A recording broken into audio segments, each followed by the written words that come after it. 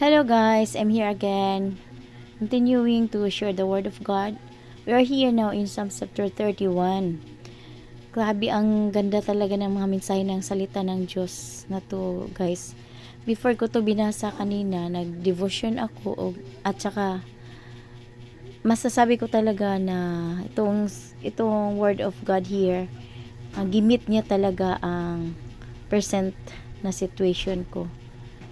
Kasi tayo guys, minsan pag may mga sitwasyon tayo na minsan nako-confuse tayo, tapos pag open natin sa Bible, yun, nakikipag-usap ang Panginoon sa atin. At mangyari lang yan pag palagi tayong close sa Panginoon, pag palagi nating nilalapit ang ating sarili sa kanyang presensya. So, simulan natin dito guys sa chapter 31 verse 1.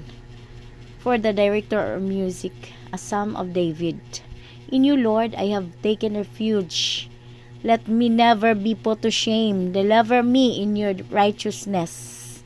I have taken refuge. Let me never be put to shame. Deliver me in your righteousness. Minsan kasi, hindi natin alam pag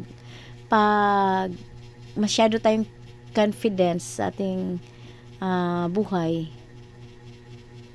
minsan napapahiya tayo. Pero pag nasa Panginoon tayo, God will never be put to shame. Verse 2, turn your ear to me, come quickly to my rescue, be my rock of refuge, a strong fortress to save me. Since you are my rock and my fortress, for the sake of your name, lead and guide me. Minsan kasi may confusedness tayo na hindi natin alam anong dapat i-decide natin, pero ang Panginoon ang gagabay sa atin. Keep me free from the trap that is set for me, for you are my refuge.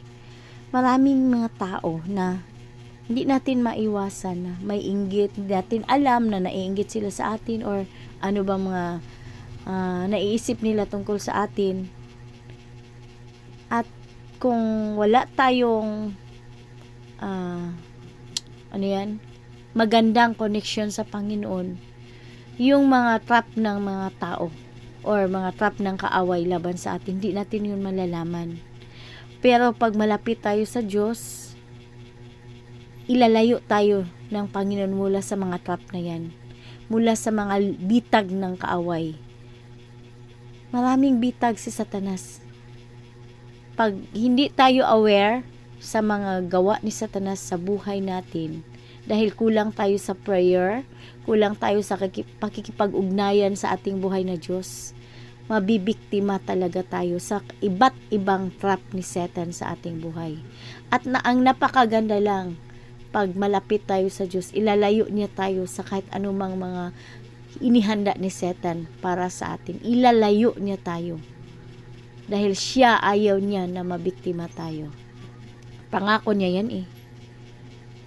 Sabi pa nga dito, keep me from the trap that is set for me, for you are my refuge. In your hands I commit my spirit. Deliver me, Lord, my faithful God. I hate those who cling to worthless idols. As for me, I trust in the Lord. Amen. I will be glad and rejoice in your love, for you saw my affliction, and you knew the anguish of my soul. Amen. Palagi tayong nagagalak dahil nandyan ang Panginoon tumutulong sa atin palagi. Kahit marami tayong mga afflictions, marami tayong mga problema, pero hindi nawawala ang kagalakan dahil ang Panginoon ang magko-comfort sa atin. You have not given me into the hands of my enemy, but have set my feet in a spacious place. Wow, ang ganda naman talaga ng promise na to. Hindi inahayaan ng Panginoon na mapunta tayo sa kamay ng ating mga kaaway. Bagkus, inilagay niya tayo sa lugar na nandoon ang kapayapaan, spacious space, ibig sabihin walang gulo, safety. Ilalayo niya tayo sa mga taong masasama or mga taong may ginagamit ni Satanas para magplano ng masama sa atin. Ilalayo niya tayo at ilalagay niya tayo sa lugar kung saan safety tayo. Ayaw kasi ni Satan na mapahamak tayo eh. Pero, kung malayo tayo sa Diyos, possible na mangyari yan sa atin. Dahil, ang pagiging connected natin sa Diyos, ang magbibigay sa atin ng assurance na hindi tayo pababayaan ng Diyos. Kaya nga gusto ng Panginoon palagi tayong manatili sa Kanya. At napakadelikado kung tayo mismo ang lalayo mula sa Diyos. Tayo mismo magsabi, Lord, wag mo akong pakialaman. Yun ang kadelikaduhan sa buhay. Pag tayo mismo ang magkusa sa ating puso na ayokong may magpakialam sa akin, kahit ang Panginoon ayokong magpakialam ang Diyos sa akin. Yun ang napakadelikado sa ating buhay. Be merciful to me, Lord, for I am in distress. My eyes grow weak with sorrow, my soul and body with grief. Be merciful to me, Lord, for I am in distress. My eyes grow weak with sorrow, my soul and body with grief.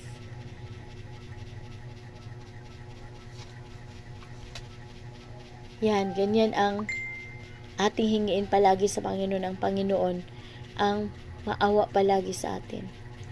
Huwag tayong maging mapagmataas sa ating sarili. Kailangan palagi tayong dumudulog sa Diyos. Lord, help me, protect me, Lord. Lord, guide me. Lord, I can't do nothing. I can do nothing, Lord.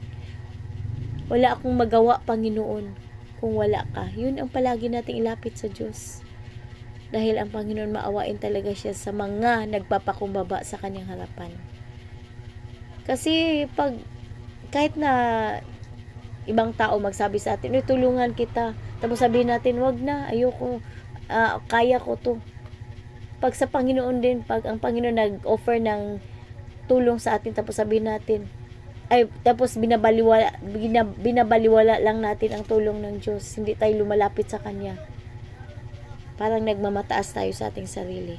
My life is consumed by anguish and my years by groaning. My strength fails because of my affliction and my bones grow weak.